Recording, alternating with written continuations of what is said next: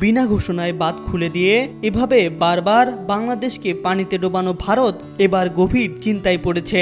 কেননা ফেনী সীমান্তের মুহুরী নদীর ধারে বাঁধ নির্মাণ করছে বাংলাদেশ। এই নতুন বাঁধকে ঘিরেই তৎপর ভারত। সীমান্তের বর্তমান পরিস্থিতি দেখতে সেখানে পাঠিয়েছে প্রতিনিধি দলও।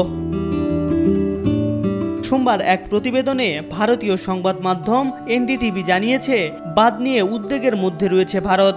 রোববার ভারতের ত্রিপুরা রাজ্যের বেলোনিয়া সীমান্ত শহর পরিদর্শন করেছে ভারতের একটি উচ্চ পর্যায়ের প্রতিনিধি দল। মুহুরী নদীর ধারে বাংলাদেশের তৈরি করা একটি নতুন বাঁধ ভারতীয় অঞ্চলে কী ধরনের প্রভাব ফেলতে পারে তা সরজমিনে দেখতে ও মূল্যায়ন করতেই তারা সেখানে পরিদর্শনে গিয়েছিল বলেও এতে দাবি করা হয়েছে। প্রতিনিধি দলের নেতৃত্বে ছিলেন ত্রিপুরা রাজ্যের গণপূর্ত বিভাগের সচিব কিরণ গিট্টে। তিনি বেলোনিয়া শহর ও আশপাশ সীমান্ত এলাকাগুলো ঘুরে দেখেন, স্থানীয় বাসিন্দা ও জনপ্রতিনিধিদের সঙ্গে বৈঠক করেন। বেলোনিয়া পৌরসভার চেয়ারম্যানও ওই বৈঠকে উপস্থিত ছিলেন।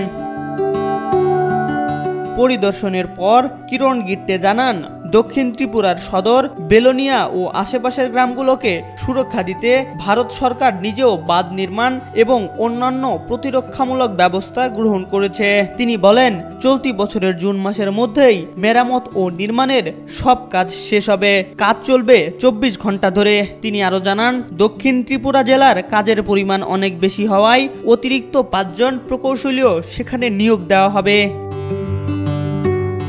এনডিটিভি বলছে, দক্ষিণ ত্রিপুরার বেলোনিয়া শহরের বিপরীতে বাংলাদেশের নির্মিত নতুন বৃহৎ বাঁধটি নিয়ে ভারতীয় সীমান্তবাসীদের মধ্যে উদ্বেগ বাড়ছে। তাদের আশঙ্কা, বর্ষা মৌসুমে নদীর পানি বাড়লে এই বাঁধ ভারতের অভ্যন্তরীণ গ্রামগুলোতে জলাবদ্ধতা ও বন্যা সৃষ্টি করতে পারে।